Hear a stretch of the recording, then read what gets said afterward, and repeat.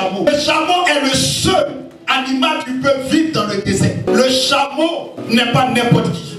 On ne trouve jamais le chameau ailleurs, mais on trouve toujours le chameau dans un désert. Le chameau est dans le désert à cause de sa peau.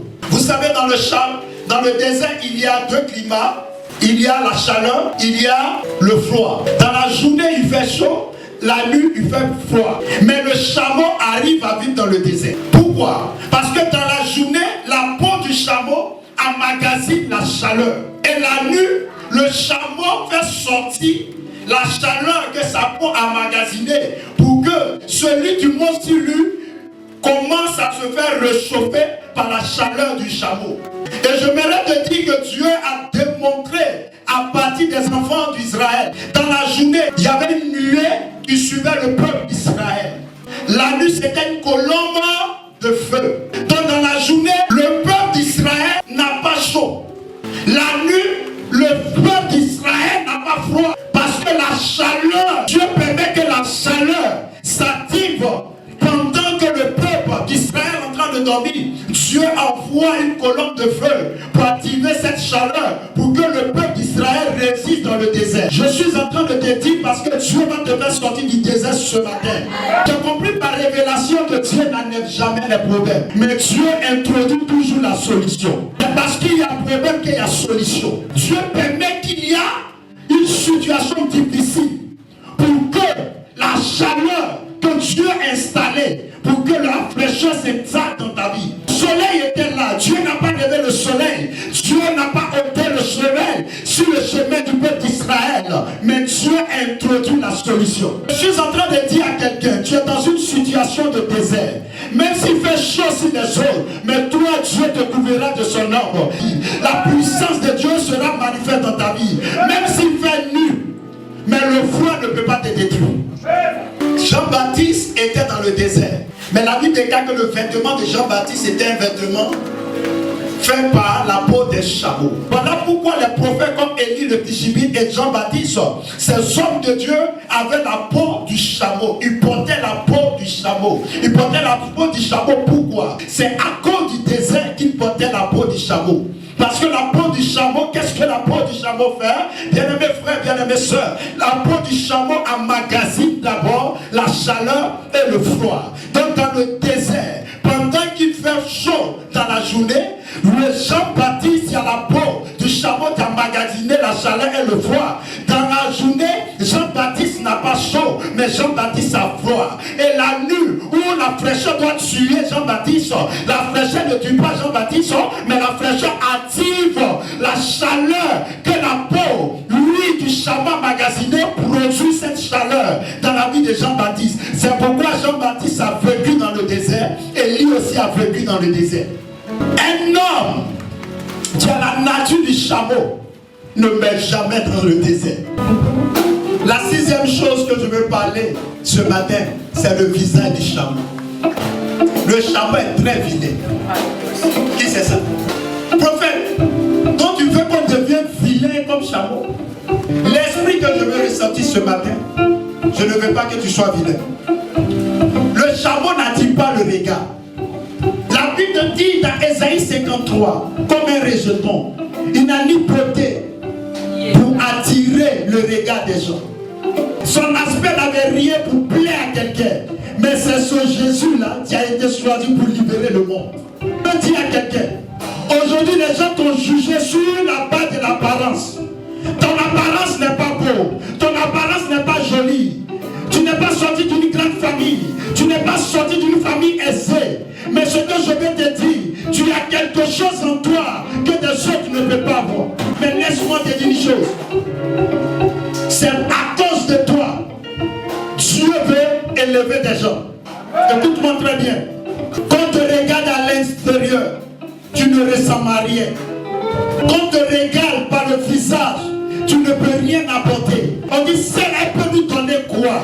Aujourd'hui, personne ne te voit, personne ne t'écoute, personne ne veut te regarder parce qu'il n'y a rien en toi qui explique quelqu'un. Mais ils seront surpris que c'est toi qui seras l'espoir de ta famille.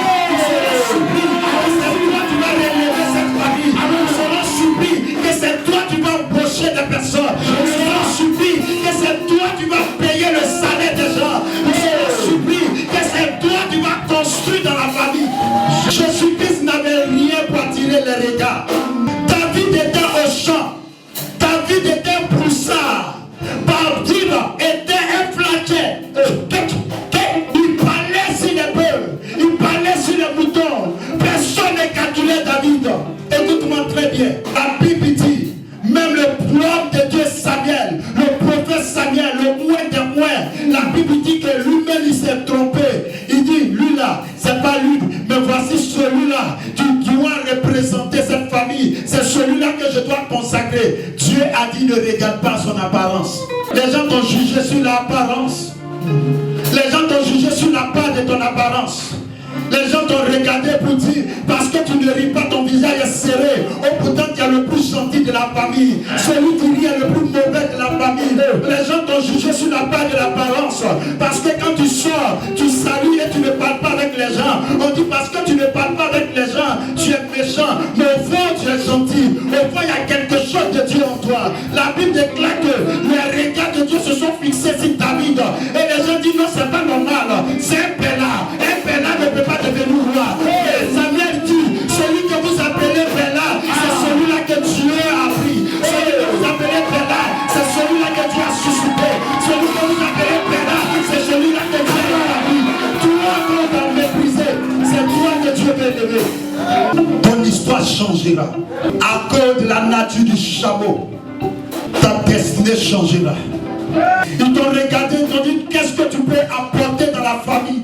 Regarde, tu n'es pas diplômé, mais c'est toi, tu vas aller aux États-Unis pour aider cette famille. Pendant que tu t'as reçu dans la cuisine ou bien dans le garage, ton nom tu t'as chassé de ce fauteuil. Lui tu t'as dit qui dans le fauteuil? Cet homme viendra tes pieds et il dira que ton Dieu est puissant. Ton Dieu est vivant. C'est toi que Dieu veut élever. David était en plus, mais la Bible déclare que l'onction l'a localisé, la royauté l'a localisé, la royauté allait le chercher. La Bible déclare qu'il n'a jamais fait une école, lui de l'armée, mais c'est lui que Dieu a choisi. Je suis en train de dire une chose, peut-être tu n'es pas allé à l'école comme les autres dans ta famille, peut-être tu n'as pas de diplôme, mais laisse-moi te dire, la grâce de Dieu va se manifester. Gédéon dit, il dit, je viens d'une famille très pauvre. C'est pas ce que ta famille peut posséder qui m'intéresse. Ce qui m'intéresse, lève-toi et va élever ta famille. Lève-toi et change le nom de ta famille. Lève-toi et change l'histoire de ta famille. Le Seigneur a mis des choses en toi. Mes parents m'ont pas aidé. Tes parents ne doivent pas t'aider, mais c'est toi qui dois aider tes parents. Dieu veut t'aider pour que tu aides ta famille. Dieu veut t'aider pour que tu donnes un nom à ta famille. Dieu veut te donner un nom aussi. C'est pourquoi Dieu veut que tu commences à voir la nature du chameau. Septième, ce que je veux vous dire, c'est tellement simple. Vous savez que le chameau a la capacité de ne pas manger pendant des jours. Qui sait que le chameau est le seul animal qui a 4 couches? Il a 4 estomacs. Vous pensez que c'est un plaisir pour Jésus pour dire non, le chameau, c'est lui seul qui peut passer par le trou d'une aiguille. Il sait pourquoi il a dit ça. Il y a une poche. Une poche qui conserve plus de 130 litres d'eau. Une poche. Vous savez, c'est ce qui fait que les gens qui sont dans le désert peuvent survivre dans le désert. Donc quand ils sont dans le désert, qu'ils ont trouvé une eau, le chameau peut boire cette eau. Le chameau qui était ruminant peut faire ressortir l'eau qu'il a gardée dans son estomac et donner à son maître. Qui sait ça? C'est démontré scientifiquement que cette eau du sol est limpide. Vous voyez comment Dieu fait peur. Le chameau, c'est un mystère. Ça dit, il boit. Son maître en train de mourir, son maître a soif, il n'y a pas d'eau dans le désert, et puis faire ressortir l'eau. L'autre poche garde quoi? La nourriture. Le chameau peut taper 40 jours sans manger. Jésus a pris 40 jours. Moïse a pris 40 jours 2 fois. Vous pensez que c'est en vain que Dieu dit seul le chameau tu peux passer par le trou d'une aiguille?